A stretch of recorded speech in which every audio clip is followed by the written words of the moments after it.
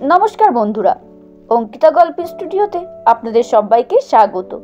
আমার গল্প পাঠ যদি ভালো লেগে থাকে তাহলে অবশ্যই চ্যানেলটি সাবস্ক্রাইব করে পাশে থাকা বেল আইকনটি প্রেস করে আমার পরিবারের সদস্য হওয়ার অনুরোধ রইল।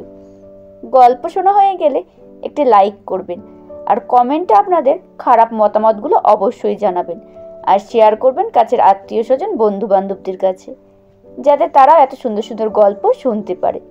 অঙ্কিতা গল্প স্টুডিওর আজকের নিবেদন সরজিৎ ঘোষের একটি মন ভালো করা একান্নবর্তী পরিবারের গল্প।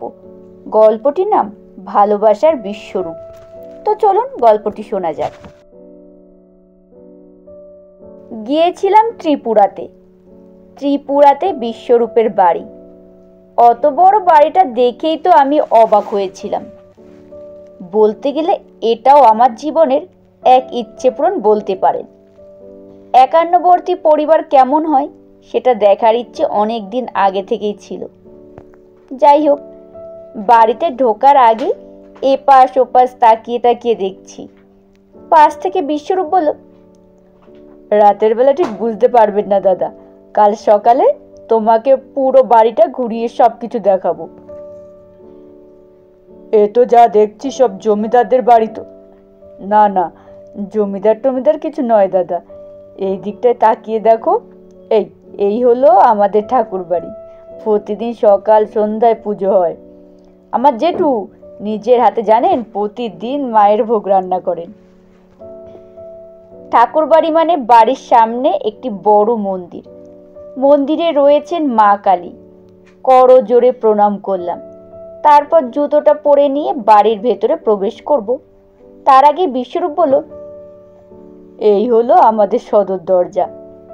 সদর দরজা দিয়ে ঢুকেই দেখি দুটো বেঞ্চ আছে বসার জন্য। অনেক পুরনো দিনের তৈরি লোহার পায়া দেওয়া সেগুন বা শাল কাঠের তৈরি বেঞ্চ। বাড়ির ভেতরে শান বাঁধানো উঠোন। সত্যি অবাক করার মতো সব কিছু। ভাবিনি কখনো যে কলকাতা থেকে এইভাবে এখানে আসতে পারবো। সবকিছু বলার আগে এই বিশ্বরূপের পরিচয়টা দিই। বিশ্বরূপ আমাকে দাদা বলে ডাকে। এই দাদা ভাইয়ের সম্পর্ক তৈরি হওয়ার আগে পরিচয়টা কিভাবে হলো সেটাও জানা দরকার। লেখালেখি করা আমার শখ। এই লেখালেখির সূত্রে অনেক মানুষের সাথে পরিচয় হয়েছে আমার লেখা মেয়েদের রবিবার গল্পের মজুমদার বাড়ির রীতি নীতির কথা পড়ে শুধু ত্রিপুরা থেকে বিশ্বরূপ আমাকে আমন্ত্রণ জানায় ওর বাড়িতে যাওয়ার জন্য। গল্পের মজুমদার বাড়ির মতো ওদের বাড়িতেও নাকি রবিবার বাড়ির সমস্ত মেয়েদের কাজকর্মের ছুটি। রবিবারের সমস্ত কাজের দায় দায়িত্ব থাকে বাড়ির ছেলেদের। মেয়েদের রবিবার। গল্পটি শুনে অনেকেই বলেছিলেন বাস্তবে নাকি এমন বাড়ি হয় না। আমার কল্পনার মজুমদার বাড়ির মতো বাড়ি যে সত্যি আছে সেটা দেখার জন্য বিশ্বরূপের আমন্ত্রণে সাড়া না দিয়ে থাকতে পারিনি। যাই হোক, সেই সূত্রে কয়েকদিনের জন্য ছুটি নিয়ে কলকাতা থেকে ত্রিপুরাতে বিশ্বরূপের বাড়িতে আমার আসা। বাড়িতে ঢোকার পর থেকে দেখছি বাড়িটা কেমন ফাঁকা ফাঁকা। এত বড় বাড়ি অথচ বাড়িতে লোকজন নেই বলেই মনে হচ্ছিল। কিন্তু বিশ্বরূপের কাছে আগেই শুনেছিলাম ওদের নাকি একান্নবর্তী পরিবার। বাড়ির সদস্য সংখ্যা 32 জন। তো আমি কৌতূহলবশত বিশ্বরূপকে জিজ্ঞেস করলাম, বাড়ির লোকজন সব কোথায়? কাউকে তো দেখছি না। ও হেসে বলল, সবাই আছে, আজ আবার সবার সাথে দেখা না হলেও কাল সবার সাথে তোমার দেখা হবে। কাল সকালে দেখা হবে কেন সেটাই তো বুঝতে পারলাম না। বাড়িতেই আছে যখন, তখন বাড়ির লোকের সাথে আজই দেখা হবে, সেটাই স্বাভাবিক। মনের মধ্যে একটা খটকা থেকেই গেল। এদিকে বিশ্বরূপ আমাকে ওর রুমে নিয়ে গেল। সারা দিনের জার্নিতে আমিও ভীষণ টায়ার্ড। ফ্লাইট ধরে আগরতলা, তারপর ওখান থেকে বাস। ওর বাড়িতে যখন পৌঁছালাম তখন প্রায় রাত 8টা। যাই হোক, ফ্রেশ হয়ে চেয়ারটা টেনে নিয়ে বসেছি। দেখি 30-32 বছরের একটি ছেলে রুমের মধ্যে এলো। হাতে 1 কাপ চা আর কিছু স্ন্যাক্স। তারপর চায়ের প্লেটটা আমার হাতে দিতে দিতেই বলল, ভালো আছেন তো? আমি কিছু বলার আগে বিশ্বরূপ আমার দিকে তাকিয়ে বলে উঠল, আমার মেজদা, মেজো জেঠুর ছেলে, আমি মেজদা বলেই ডাকি। আমি ওনার হাত থেকে চায়ের কাপটা নিয়ে টেবিলে রেখে মেজদার দিকে তাকিয়ে বললাম, আমি ভালো আছি, আপনি ভালো আছেন তো?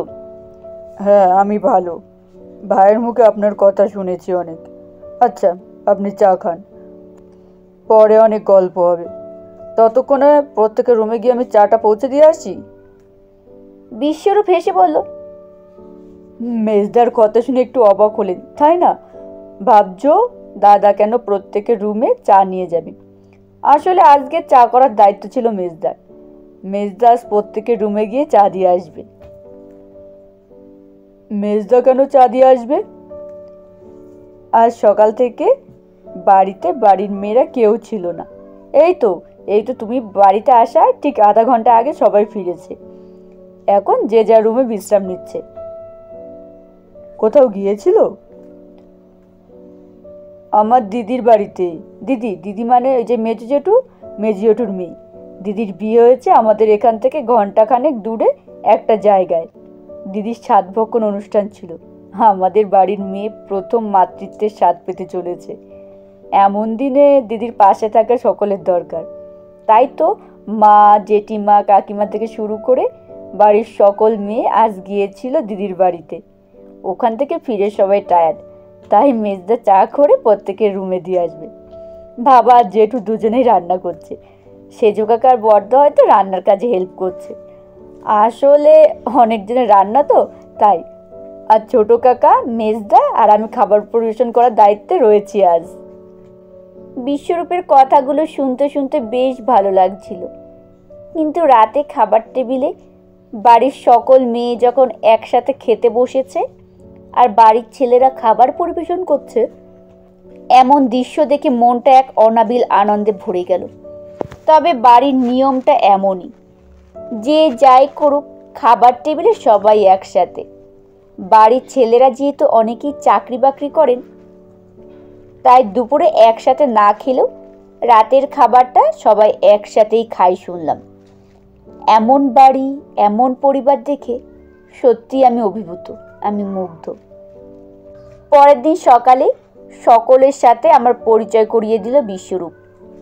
একান্নবর্তী পরিবার এর আগে কখনো দেখিনি। এমন পরিবারে এসে খুব ভালো লাগছে। 32 জন সদস্য, বিশাল বাড়ি, মোট 25টা রুম, অত বড় রান্নাঘর, বাড়ির পিছনে বড় বাগান, নানান রকমের ফলের গাছ। বিশ্বরূপ আমাকে সব কিছু দেখাচ্ছে, আমিও দেখে চলেছি সব কিছু। বাড়ির সকলে এত সুন্দরভাবে মিলে মিশিয়ে আছে, এমন পরিবার আজকের দিনে খুবই কম আছে। এইভাবে দুটো দিন যে কিভাবে কাটিয়ে ফেললাম বুঝতেই পারলাম না। খাবার টেবিলে সবার সাথে আমিও খেতে বসেছি। বিশ্বরূপের বড়দা মুখে হাসি রেখে আমাকে জিজ্ঞেস করছিলেন, কি এখানে এসে কেমন লাগছে বলুন? কোনো অসুবিধা হচ্ছে না তো? আমাদের এই বড় পরিবার, সবাই আমরা এইভাবে মিলেমিশে থাকি। না না, অসুবিধা হবে কেন? আমার তো ভীষণ ভালো লাগছে। কি সুন্দর পরিবার আপনাদের। পাশ থেকে বিশ্বরূপ আমার দিকে তাকিয়ে বলল, দাদা, কাল কিন্তু রবিবার। কাল আমাদের বাড়িতে মেয়েদের ছুটি। বাড়ির সব কিছু কাজ আমাদের ছেলেদের। আমাদের বাড়ির ছেলেরা সব কাজ জানে।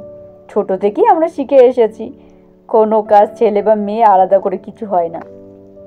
সত্যিই তাই।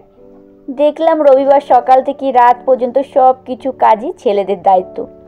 রান্না বান্না থেকে শুরু করে খেতে দেওয়া পর্যন্ত বাড়ির ছেলেরাই সব কিছু করে গেল।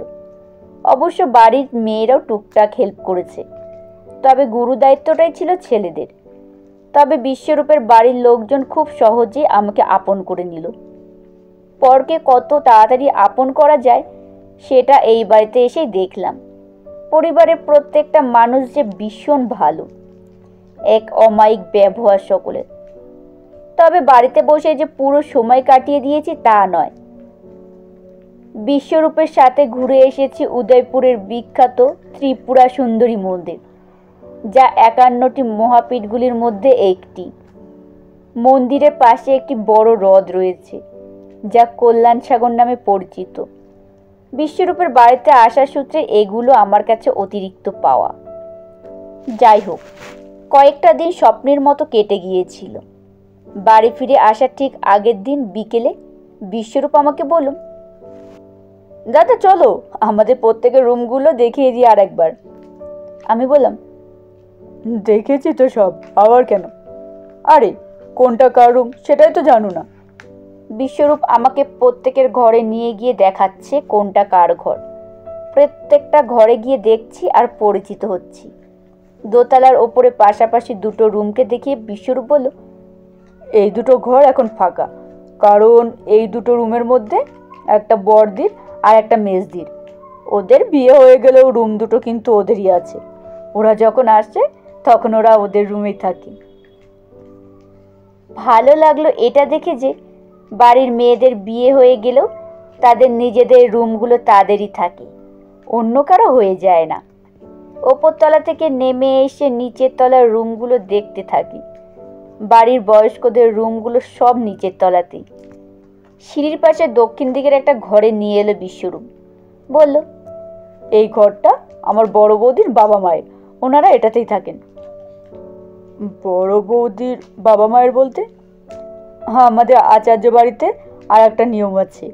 আমাদের বাড়ির ছেলে বাবা মায়ের একমাত্র মেয়েকে যদি বিয়ে করে তাহলে মেয়ের বাবা মাও আমাদের বাড়িতে এসে থাকবে, কারণ একমাত্র মেয়েকে বিয়ে দিয়ে তারাই বা আলাদা থাকবেন কেন? পরবর্তীকালে তাদের দেখাশোনার দায়িত্ব, সুখ অসুখ, সুবিধা অসুবিধা সবটাই নিজের কাছে রেখে করতে পারবে। তবে ইচ্ছে হলে তারা নাও থাকতে পারে। বিয়ে মানেই তো দুটো পরিবারের সঙ্গে একটা সম্পর্ক, একটা আত্মীয়তা। তাই একমাত্র সন্তান হলে তাদের আলাদা করে থাকার তো কোনো মানে হয় না। আর আমার বড় বৌদিও বাবা মায়ের একমাত্র মেয়ে, তাই বড় বৌদির বাবা মাও আমাদের পরিবারের সঙ্গে এক আত্মা হয়ে গেছে। বিশ্বরূপের কথায় এক অদ্ভুত ভালো লাগায় মনটা ভরে গেল। এমন সুন্দর রীতিনীতি দেখে জিজ্ঞেস করলাম, কি সুন্দর ভাবনা চিন্তা, কিভাবে এলো? ও বলল, আমার সামনে এসো দাদা, ওই যে দূরে যে দেয়ালে একটা ছবি টাঙানো আছে দেখতে পাচ্ছ, উনি হচ্ছেন আমার ঠাকুরদা। আমাদের বাড়িতে যা কিছু নিয়ম রীতি আছে সবটাই উনি করে গেছেন। সেই ট্র্যাডিশন আজও সমানভাবে চলে আসছে। ত্রিপুরা থেকে ফিরে মন খারাপ করতে থাকে ওদের জন্য। বিশ্বরূপ ও তার বাড়ির লোকজনদের ভালোবাসা পেয়ে আমি ধন্য। বিশ্বরূপের নামের সাথে সামঞ্জস্য রেখেই মনে হলো এই বাড়ির আনাচে কানাচেও লুকিয়ে আছে ভালোবাসার বিশ্বরূপ। আর সত্যিই তো, এমন ট্র্যাডিশনকেই তো ধরে রাখতে হয়। ত্রিপুরা থেকে ফিরেই কলম ধরেছি। কলমের ছোঁয়ায় ধরা থাকুক আচার্য বাড়ি আর সেই বাড়ির ট্র্যাডিশন, আর আমার প্রিয় ভালোবাসার বিশ্বরূপ। নমস্কার বন্ধুরা, শেষ হলো গল্প পাঠ। কেমন হলো অবশ্যই কমেন্টে জানাবেন, একটি লাইক করবেন আর শেয়ার করবেন কাছের আত্মীয় স্বজন ও বন্ধু বান্ধবদের কাছে। আপনাদের একটি লাইক, একটি কমেন্ট, একটি শেয়ার আমাকে আরও বহু মানুষের কাছে পৌঁছতে সাহায্য করবে। পরবর্তীতে আমি আরও অনেক ভালো ভালো গল্প নিয়ে আসার জন্য উৎসাহিত হব।